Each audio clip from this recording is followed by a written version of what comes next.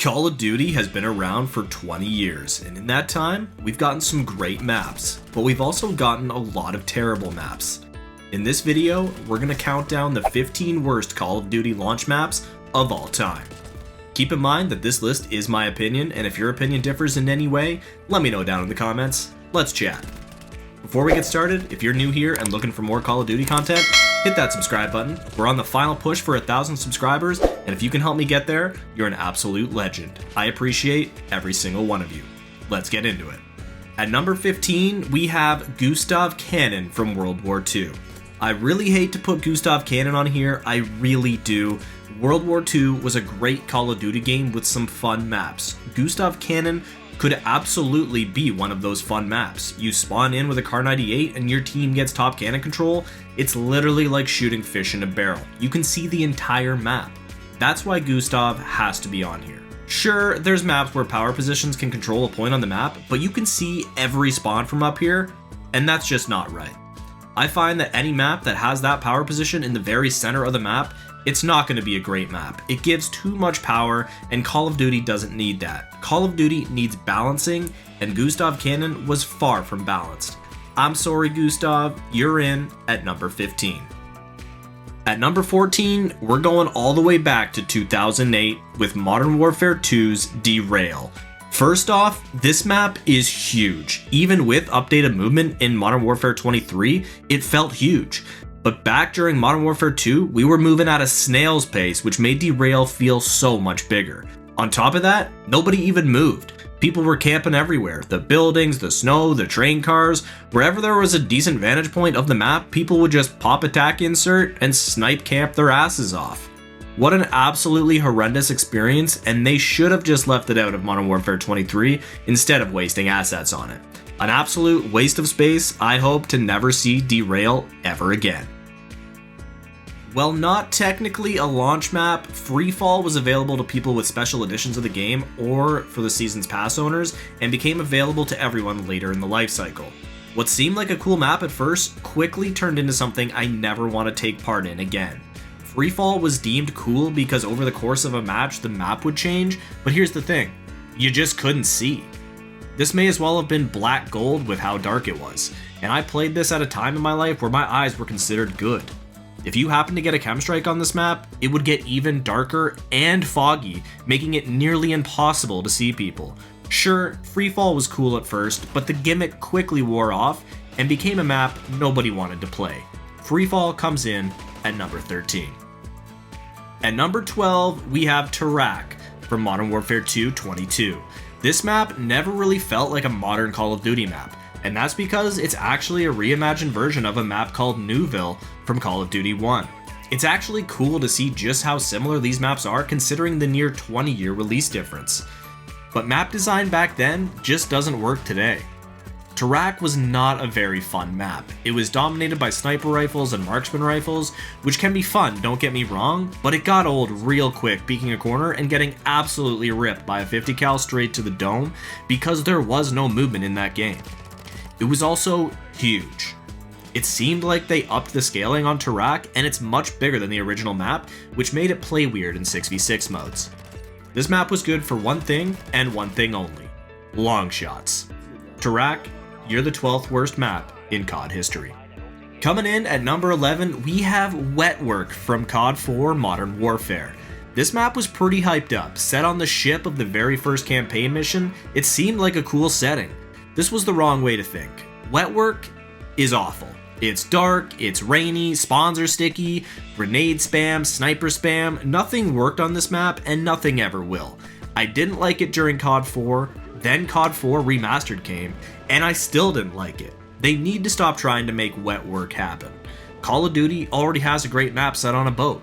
USS Texas. Nah, I'm just kidding. I mean Hijacked. Crew Expendable is one of my favorite opening campaign missions ever, but Wetwork is one of my least favorite multiplayer maps ever. Wetwork, number 11 on this list. Rounding out the top 10, we have another Modern Warfare map in Bloc. Unfortunately for Bloc, uniqueness doesn't factor that heavily for a good COD map. Back in those days, it wasn't a big deal to release a bad map. Players were just down to play whatever. Bloc had some fun moments if you ran a sniper and were having snipe-offs across the courtyard building to building, but more often than not, the map was not fun. Players could just hide in either of the buildings and literally camp the entire time if they wanted to. B-Dom was smack dab in the middle of the courtyard in the center of the map, literally impossible to recap if the enemy capped it first. Gotta be the hardest B flag in COD history to cap, I think. Bloc didn't make for a fun Call of Duty experience even in those days, and it still wouldn't today. Bloc takes the 10th spot in worst map ever made.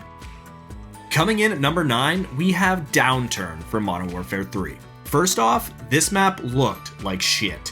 It's one of the dullest maps ever made. Infinity Ward was obsessed with this Modern Warfare rundown street aesthetic, and it's never been visually appealing. Secondly, the map was super campy, whether you're sitting top sign just picking people off, or chilling underground killing anyone that wants to try and hit a flank.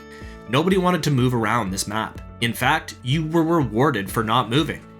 Thirdly, no mode played well here, and nobody wanted to play here. I'm glad this aesthetic is mostly gone in Call of Duty now. It's not fun to look at, and doesn't make for a fun Call of Duty experience. Downturn takes number 9 for the worst map in COD history. Coming in at number 8, we have Piccadilly from Modern Warfare 2019. Honestly, this map made me never want to go to Piccadilly Square in my life. It's ruined. Piccadilly was basically just a camp fest, with snipers or assault rifles. If you tried to get a little mixy with a sub, you just get picked off by one of the campers. Search and Destroy wasn't terrible on it, but it was far from good. The fact that this was a competitive map is absolutely mind-boggling and makes you appreciate what we've gotten for competitive maps since. Piccadilly is a terrible map in a game full of bad maps, taking the number 8 spot on this list.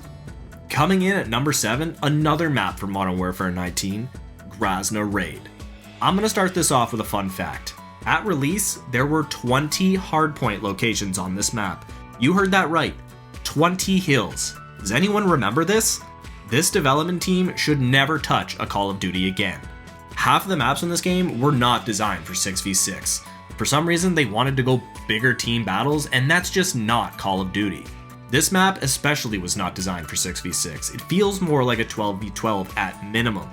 There's like 12 different buildings you could go into, most of which had upper and lower levels. People would just camp buildings and hope enemies would cross street, and since the time to kill was outrageous in this game, you just died crossing street the second you were out in the open. This game was actually terrible. I can't believe it's looked back as one of the best by half of the community. Grazna Raid takes number 7 on this list. Coming in at number 6, we have one of the biggest maps of all time, Stonehaven from Call of Duty Ghosts. Stonehaven was built for ground war, but we only played it at 6v6. This remains one of the strangest maps ever released. It took what seemed like hours to reach the other side of the map, and you were lucky to even make it there, as a sniper would likely take you out long before you could spot anyone, or you'd get absolutely laser beamed cross map with a silenced Remington. If you did make it, that just means you didn't see anyone because the map is so damn big. Definitely a common theme across the community is that Stonehaven was the worst map in COD Ghosts. I disagree. Coming in at number 5, we have Siege from, that's right, Call of Duty Ghosts. As hard as it was to find people on Stonehaven, it was even harder to find people on Siege in 6v6. There were so many separate areas, it felt like multiple maps in one. 6v6 was basically unplayable here. A lot of maps in this game weren't great for 6v6 and would have really benefited from something like combat pacing. The entire cave/mining area was basically a ghost town. Nobody ever went there. I'm pretty sure you can interact with the minecart or something, that was like the map gimmick. Cool gimmick. Everything seemed to happen around B-Dom and those 2 buildings. Terrible map, and it rounds out our top 5 worst maps ever made. Coming in at number 4, we have a map from COD Vanguard, and only one map comes to mind here, Red Star. I understand they were designing this map with combat pacing in mind and keeping it for bigger lobbies like 12v12, but oh my god, this map sucked. It's one of the biggest maps I've ever played on. 6v6 on this map was a nightmare, and combat pacing never worked properly, so it was always 6v6 on one of the biggest maps ever made. If you never played this map, consider yourself lucky. It's unfortunate combat pacing never worked correctly because this map 12v12 might actually have been fun. Definitely a cool location and aesthetic, but it was never fun to play on at 6v6, and it never played as intended. Picking up the bronze on the podium for third worst launch map ever is Wasteland from Modern Warfare 2. Let's be honest, any map that starts out with a player being able to noob tube the other team and get a multi-kill leading to a Harrier strike, an AC-130, and a game-ending tactical nuke is not a good map. This map was sniper and noob tube central. If you manage to spawn safely without being grenade launched, you'll likely be sniped a few seconds later. This map is big, it's lifeless, and certain mechanics in Modern Warfare 2 just broke this map completely, making it the third worst launch map ever in Call of Duty. Coming in at number 2, we have one last map from Modern Warfare 2019, Euphrates Bridge. Big shout out to all the people that made fun of my pronunciation of this map in my latest video. You guys are the real MVPs. What the hell were the devs thinking here? We have two sides of the map that can be seen from the entire other side of the map, which are connected by a bridge that can oversee both spawn points. We actually thought this was a good idea? This map was so bad, they took it out of the game. It literally was not in the map pool anymore. Wiped, like it never even happened. If you like to snipe, it was an okay map, but even then, it was miserable, because that's all people would be doing. Infinity Ward makes some questionable maps, Euphrates Bridge is right up there, but one stands out above the rest. Taking the number 1 spot for worst launch map in Call of Duty, Sena border crossing. Cars. Cars everywhere. What's better than cars? Exploding cars. I know the exploding cars are fixed now, but god damn, there are hundreds of cars on this map, on a bridge. This was either laziness or pure stupidity, or both. The worst experience I've ever had playing Call of Duty was on Sena border crossing. What the f were we doing? I'm actually still a little bit rattled that this was even released. We took the narrowness of USS Texas, which isn't a great map by the way, and pasted hundreds of vehicles on it. Sounds like a winner to me. This is, without a doubt, hands down, no holds barred, the worst Call of Duty map ever made. Thanks, Infinity Ward. Keep up the great work.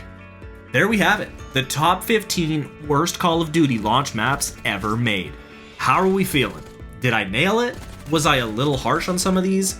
Let me know your thoughts down in the comments. And if you're still here, hit that subscribe button. It's completely free.